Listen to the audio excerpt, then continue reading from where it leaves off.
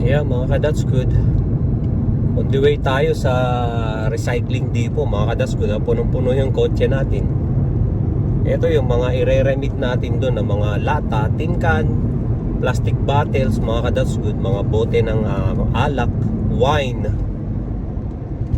Babayaran nila yan doon, mga ka-that's good, ng $10 at 10 cents per piece. Babayaran nila ng 10 cents per piece, mga ka-that's good. Etong karga natin siguro mga nasa 1,000 pieces lahat to. May get. So mga ang expected natin, mga ka-that's good, na-expect natin na aabot ito ng $100 to $120. Tignan natin mamaya kung magkano ang abutin ng mga dala nating kalakal, mga ka-that's good. Ito yung mga iniipon ko, ka-that's good, galing sa hotel. Yung mga mo yun, yung mga ininuman ng yung mga pinag-inuman ng mga guest sa hotel dyan sa Mission, mga ka-that's good. Araw-araw kinukolekt ko to. So sa isang linggo nakakaipon ako ng isang karga, mga ka-that's good, ng kotse. Isang karga na itong kotse puno. Kaya dadalhin natin ngayon dun sa recycling depot, mga ka-that's good. Ibebenta natin, mga ka-that's good. Yan, ang ganda ng panahon. Ganda ng panahon, mga ka-that's good. Dami ng ang dami ng tao sa labas, lalo sa mga beach. May mga nagbabike na sa downtown, mga ka-that's good. Marami na ring tao ang naglalakad-lakad, mga ka-that's good. Ganda ng paligid, ganda ng araw. Dito na tayo, daming tao. Pipila tayo. Kuha tayo ng cart. Tapos kakarga natin to sa cart.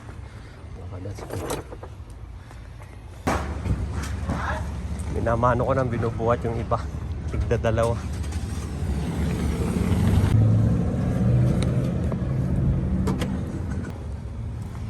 Ito, ayan, mabibigat, mga ka-that's good. Pero wala nang cart, kaya bubuhatin ko na isa-isa. Diyan tayo. Naalala ko pag naghihila ko ng cart dito, naalala ko nung naghihila ko ng cart ng isda sa Landmark. That's good. Nung naghihila ko ng cart ng isda sa isdaan sa Landmark Supermarket. Meron pang dalawa. Ito ang akin, ang dami Isang cart, tapos yung mga yan yan ang nagkasya sa kotse ko, mga ka-that's good. Pipila tayo. Hiring sila kung mga ka-that's good. Warehouse laborer. Hiring sila dito sa Columbia Pattern dito. Minamanual na lang tong mga hindi nabasa ng machine, minamanual. Ang daming tao, mga ka-that's good. Tapos na tayo. Ganda ng sikat ng araw. Ang init, mga ka-that's good. Yan. Tapos na tayo rito sa depot, mga ka-that's good. Sayang yung load natin. Yung 3 bag, puro basura. Mga ka-that's good, sayang. Di bale, okay lang. Ang gagawin ko next time ay isesegregate ko na muna bago ko i-stack pala. Alam ko na yung gagawin ko. Parang ire-reado ko siya. Pag hinakot ko sa hotel, ililipat ko siya sa isang bag. Tapos para puro bottle lang yung madala ko, hindi hindi na ako makakapagdala ng mga garbage. Madaming garbage. Madami pa ngang pagkain doon.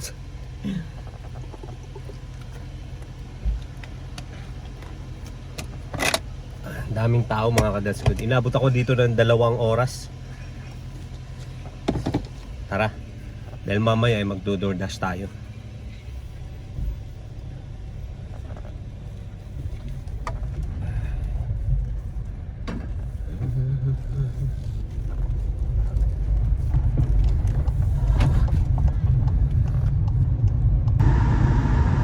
Inaabot lang, mga ka-that's good, ng $100 and 30. Kasi pag nagdadala ako dyan mga ka-that's good, punong-puno ito. Minsan umaabot ng 120 hanggang $130 mga ka-that's good. Ngayon kasi lang, $100.30 lang kasi tatlong bag puro puro garbage mga ka-that's good, puro basura, kaya sayang yung nadala ko. Meron pa naman akong naiwan sa bahay na tatlong bag, yun na lang sana. Pero hindi bale, next time segregate ko ng mabuti. Yung pag kasi mga ka-that's good, yung pag re-recycle, yung pagdadala ng mga recycling dyan mga ka-that's good, maganda ring ginagawa kahit weekly, kahit at least weekly lang siya mga ka-that's good. Sa tingin ko nga pwede ngang yan yung halimbawa maramihan, yung araw-araw kang maghahakot sa mga hotel o kaya kung mga restaurant ganun, o kaya mga Starbucks, di ba, no? Maghakot ka tapos ipunin mo, tapos araw-araw ka ring magdala diyan sa sa recycling depot. Ganun siguro kahit at least $50 per day, di ba? Mga that's good, pwede yun. Kasi itong kinukuhaan ko ngayon ay isang hotel lang to mga that's good. Tapos weekly yung pag-iipon ko. Ang problema lang kasi yung ipunan, alam mo yun, yung istakan kung mag-i-stack ka. Pero gaya nga nasabi ko, pwedeng araw-araw na lang dalhin dun sa sa recycling depot. Kaso nagsasara kasi yan alas 5. So pwede, yung maipon mo ngayon, kinabukasan mo na bukas na dalhin. Pwede rin yun. Subukan natin kung meron tayong makita na hotel o kaya mga ka-that's good.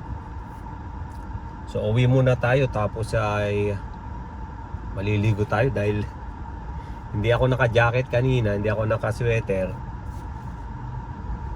Mga talsik ng mga basura mga ka-that's good, yung mga alam mo na yan, yung mga sa bote tumalsik sa braso natin. Pero ang ganda na nung sikat nung araw mga ka-that's good. Mainit ang panahon ngayon. Mainit ang panahon. Pero mas okay na yung ganito mga ka-that's good kaysa yung may snow, yung may ice, hindi ka makapagtrabaho ng maayos. At least ito, makapagtrabaho ka ng maayos. Yung pag dadala ko ng bote doon, yung pag bebenta, yung pag-shoot doon sa machine mga ka-that's good, pwede nyong panuorin. Meron akong ginawang video na noon. Yan, i-post ko rito yung link sa taas. I-click nyo yan. Makita nyo dyan kung paano yung ginagawa ko sa loob. Hindi na ako makapag-video kanina dahil ang haba ng pila. Nakakahiya dun sa mga tao na nakapila kung magbibideo pa ako dun. Baka sabihin nila pinapatagal ko. Kaya binilisan ko kanina, hindi na ako nakapag-video sa loob. Panoorin nyo mga that's good, nandyan sa link na yan. I-click nyo yan, makita nyo kung paano ka-high-tech yung junk shop nila rito mga that's good, yung recycling depot. Punta muna tayo dyan sa Lower Mission, baka pananghalian muna tayo mga that's good bago umuwi.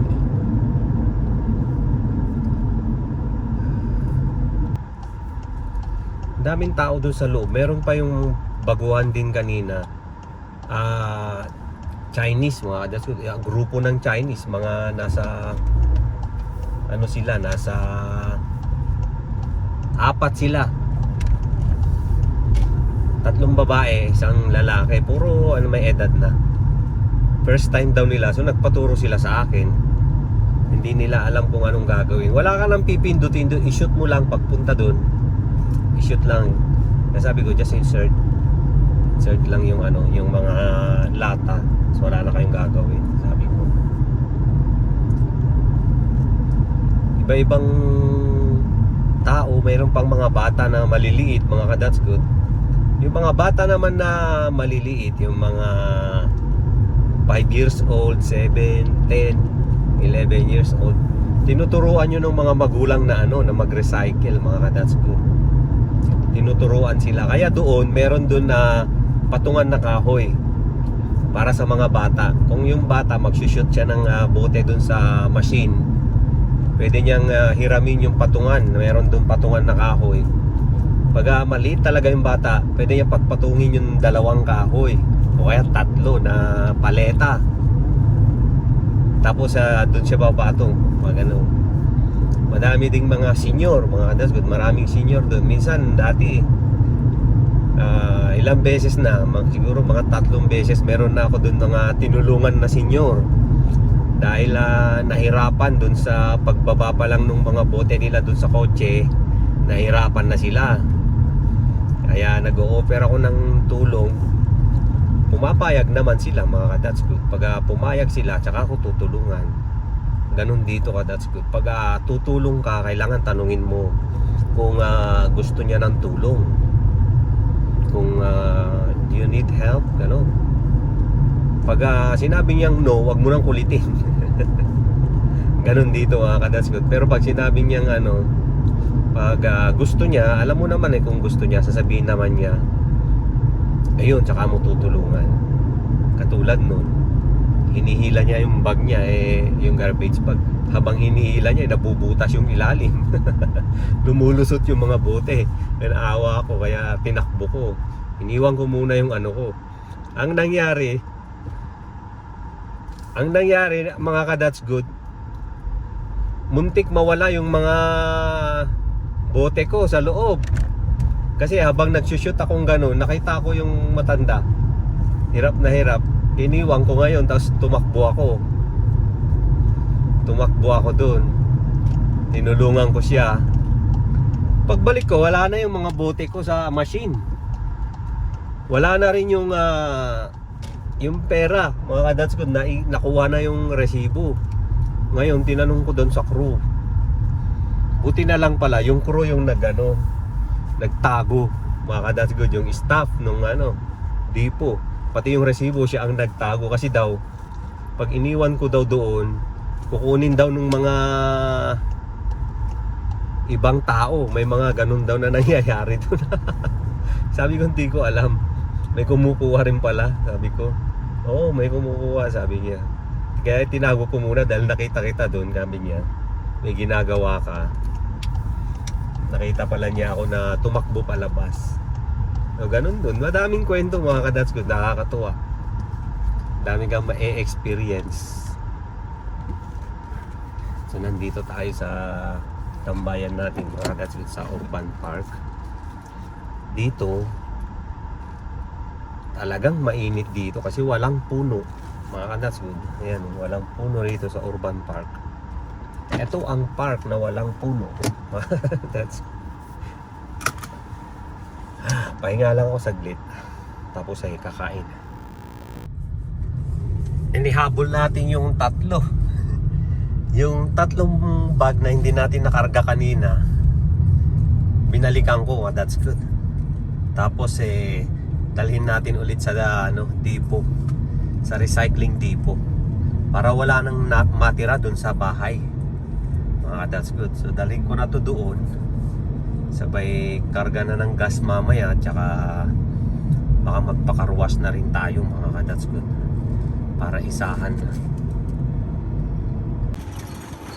Dito na tayo ulit. Meron tayo kasing mga nadali, mga 3 lang kaya naiwan. Binalikan ko, mga that's good. Remit natin.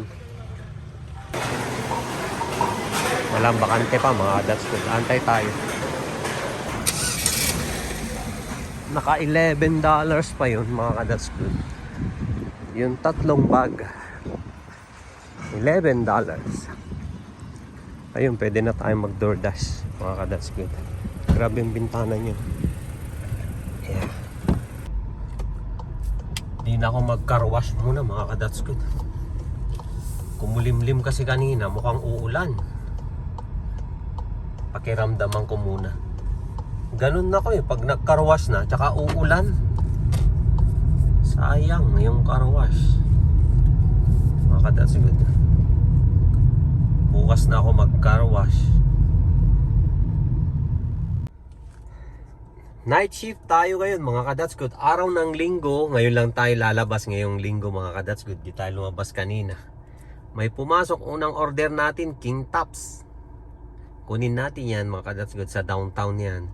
So nandito tayo sa Lower Mission. Pupunta tayo sa downtown. Mga ilang kilometro yan. Head south toward Lakeshore Road. Mga 3.9 mga ka-That's Good. 4 kilometers. Punta tayo sa downtown. Walang traffic ngayon. Para mga ka-That's Good, may araw pa. 6:49 na mga ka-That's Good ng gabi. May araw pa. Punta tayo sa downtown. Unang order, unang pick up natin mga ka-That's Good. Head northwest toward Lakeshore Road. Walang tao ngayon masyado. Downtown. Ito tayo mag-pick up sa King Tops. Mga ka-That's Good dyan. Beach yun, no? Dito sa King Tops, dito tayo sa gilid. Tapos yung doorbell tayo. Okay. Tapos lalap. Nantayin natin 5 minutes pa. Ito ang marina mga ka-That's Good. Doon yung boat launch dyan. Dyan sila pa nagla-launch ng mga boat pag pupunta sa lake. Pare, Tesla yung pang DoorDash niya. 3 yan sila na Tesla ang gamit. Doon niya binubuksan sa harapan. Doon niya nilalagay yung pagkain. Galing no? Deliver na natin mga That's Good. Nakuha na natin yung pagkain.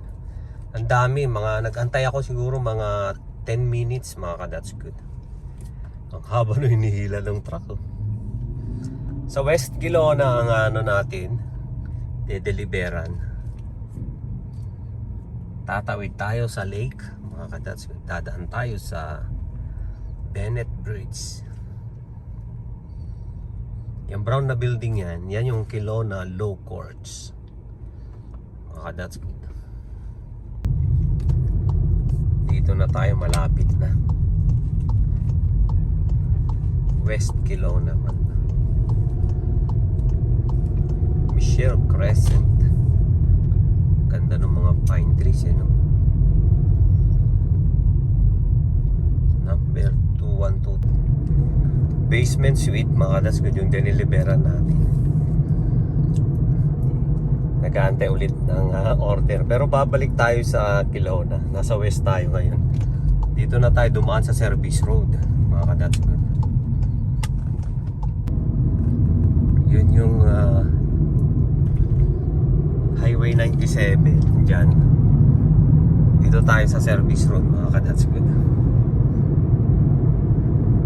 Minsan iniiba-iba ko yung dinadaanan ko para alam mo yun, hindi masubconscious yung mga kalsada. Parang ginugulo ko minsan yung isip ko. Yan yung Landmark Cinema. Kasi ayan, dito tayo sa service road. That's Good. Wala akong kaagaw dito sa service road walang mag-isa. That's Good. Ayan. Pag weekdays, traffic yung Highway 97. Dito ako shortcut mga That's Good. Natutunan ko to sa mga taxi. Mga taxi driver. Ang galing talaga ng mga taxi kahit saan mga taxi, kahit sa Manila yung mga taxi yung sinusundan ko to, alam nila kung saan yung mga daanan sabi ko ba't yung mga taxi dun dumadaan, sinundan ko yung taxi galing ito siya dumaan, kaya natutunan ko tong service road mga ka-That's Good dahil sa mga taxi.